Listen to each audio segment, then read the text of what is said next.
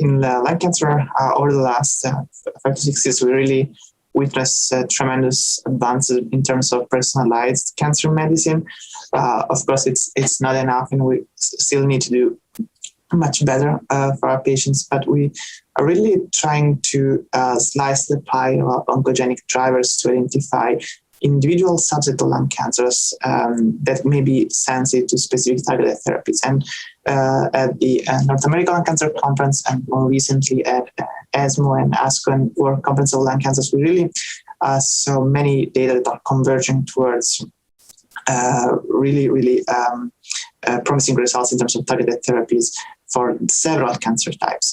I think one of the most important progress that we're making is in the setting of the EGFR mutant lung cancer that are experiencing disease progression following standard of care, Osimertinib. Osimertinib is third generation EGFR inhibitors and is standard of care for most of patients with EGFR common mutation.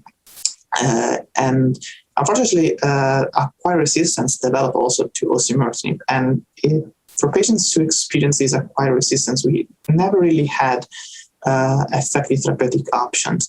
But now we have, interestingly, results from some new therapeutics. We have results from the bispecific MET EGFR antibody, Amivantamab. This has been approved for EGFR exon 20 insertion, but in combination with a new third generation inhibitor, Mobocertinib, this combination is shown to be effective in patients who had received Osimertinib and or platinum-based chemotherapy and have experienced disease progression to both of these treatments.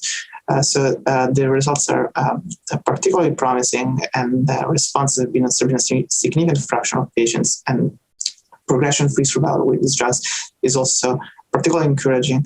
And so this is certainly something that is particularly helpful in a setting where we didn't really have therapeutic options. But this is not the only therapy that is being developed for patients who experience disease progression on Osimertinib.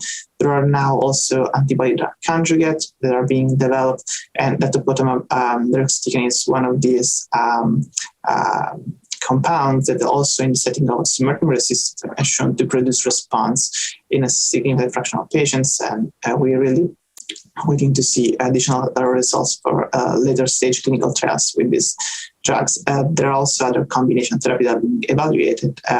We don't have time to touch on those, but this is just to mention that therapeutic landscape is expanding also for patients with EGFR mutation that have disease progression to standard of care therapy, and we really hope to further improve outcomes in this population.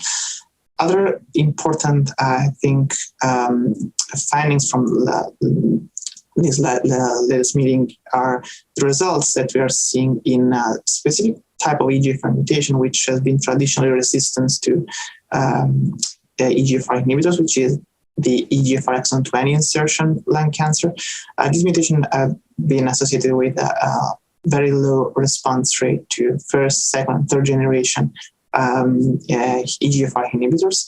But now we have two drugs that are finally FDA approved for this specific cancer type, and these are certainly two landmark studies. One is with Amivantamab, as I previously mentioned, which has shown to be effective in produce responses in almost 40% of patients with progression-free survival from 7 to 9 months.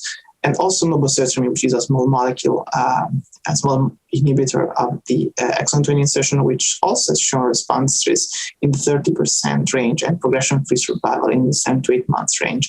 Again, this was a particularly refractory type of tumor for which also immunotherapy has never been particularly effective. And so these two drugs are really two important options for these patients. What's next is trying to identify, of course, biomarkers that can help also predicting who our patients are more likely to respond to these new therapies in order to personalize treatments as much as possible.